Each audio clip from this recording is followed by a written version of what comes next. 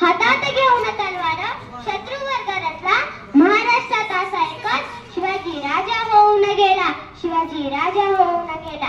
सन्माननीय व्यासपीठ, वंदनीय गुरुजन वर्ग, वैद्य उपस्थित सर्वांना माझा नमस्कार. आज 19 फेब्रुवारी अखंड हिंदुस्थानाचे आराध्य दैवत, हिंदवी स्वराज्याचे संस्थापक छत्रपती शिवाजी महाराज यांची जयंती. प्रथम मी आदर्श राजे छत्रपती शिवाजी महाराज यांना माझा मानाचा मुजरा. तो 19 फेब्रुवारी 1630 चा सोन्याचा दिवस. या मंगलदिनी महाराष्ट्रातील शिवनेरी किल्ल्यावर माता जिजाऊच्या पोटी एका शूरसिंहाचा जन्म झाला. तो शूरसिंह म्हणजे रयतेतील राजे छत्रपती शिवाजी महाराज. छत्रपती शिवाजी महाराज लहानपणापासून अत्यंत हुशार, धाडसी आणि कुशल बुद्धीचे होते.